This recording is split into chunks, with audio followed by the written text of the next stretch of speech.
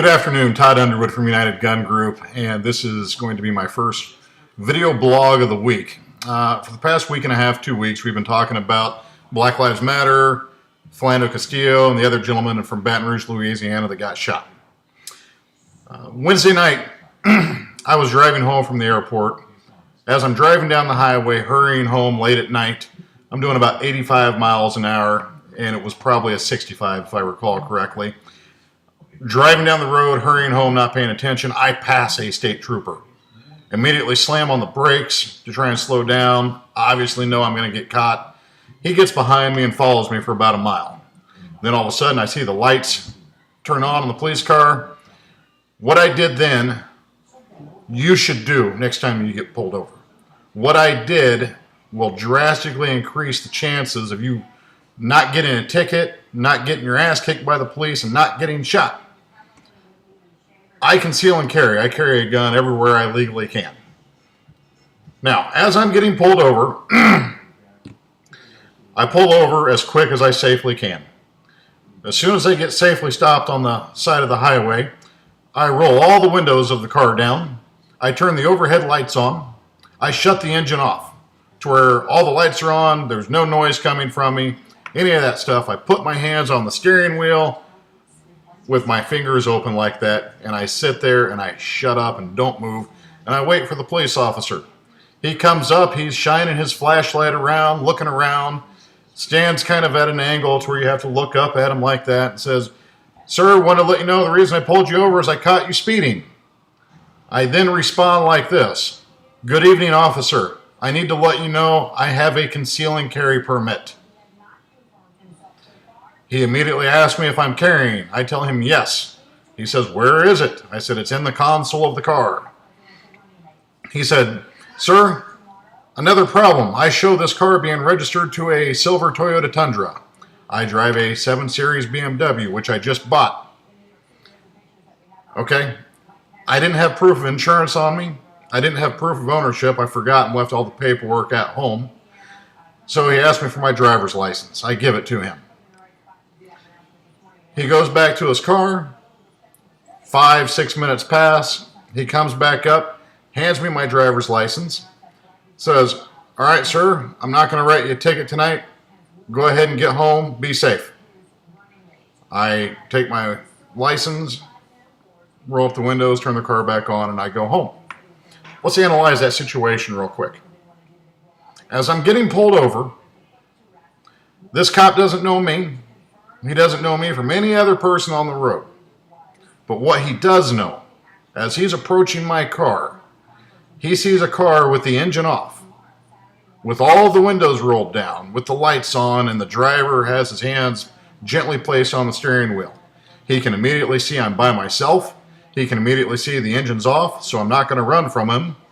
And he can see that I got my hands out in plain sight. Doing things like that tell the officer several things. It says, hey, this guy wants to be compliant. He wants to put me at ease. He wants to show me respect. You may like police, you may not like police. But telling a police officer you don't like him by your actions or a smart-ass attitude or being combative, that does nothing but increase the probability that you're A, going to get a ticket, B, possibly to get detained or get your ass kicked by the police. If you carry a gun like I do, you might get shot if you don't follow the orders.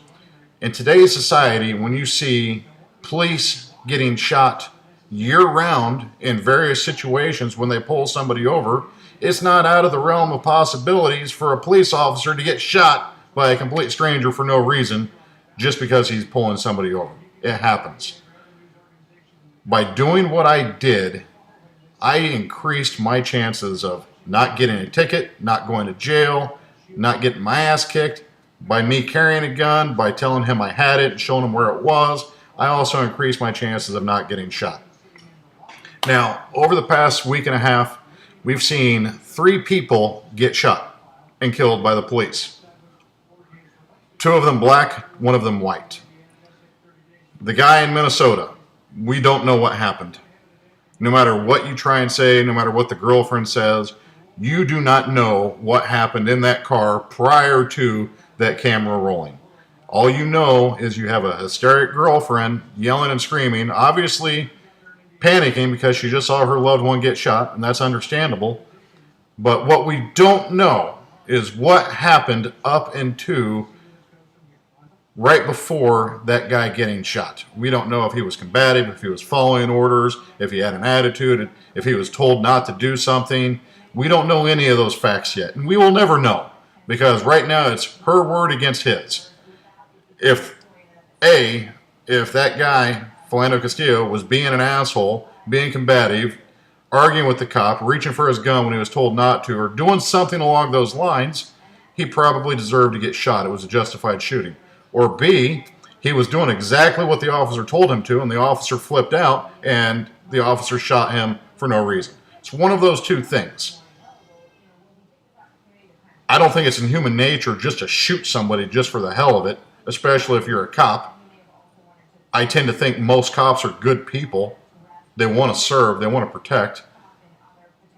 If the guy was being combative, the girlfriend isn't going to say that. Let's move on to Baton Rouge, Louisiana.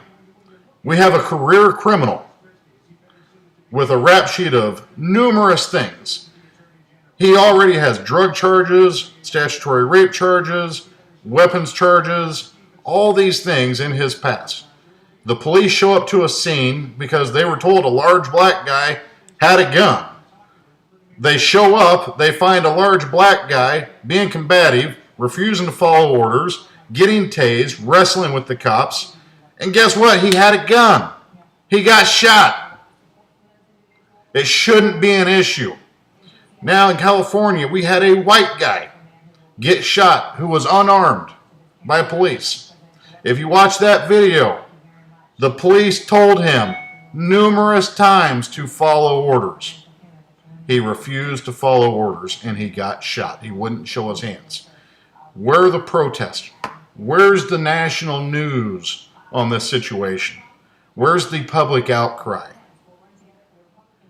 You have to stop and ask yourself these important questions. All three of these individuals, is it tragic they lost their life? Anytime a human loses his life over something like this, yeah, it's tragic, it's sad. You got children with no fathers, you got parents that lose their children, you have loved ones that lose their spouse, boyfriend, girlfriend, or whatever. It's sad, it really is. But all three of these individuals would be alive right now if they would have done one simple thing.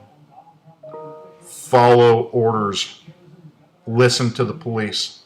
Do what they tell you to do. If you disagree with the police, right then and there isn't the best time to let them know that. You will have your day in court, and justice will be served. But arguing, being combative, showing an attitude, refusing to follow orders, the only thing it does is A, increase your chance of getting a ticket. B, increase your chances of getting your ass kicked by the police. Or C, increase your chances of getting shot. Whether you're black, white, or Hispanic, those rules apply to everybody exactly the same. If you have any questions, if you have any concerns, you know how to reach me. Thank you and have a good day.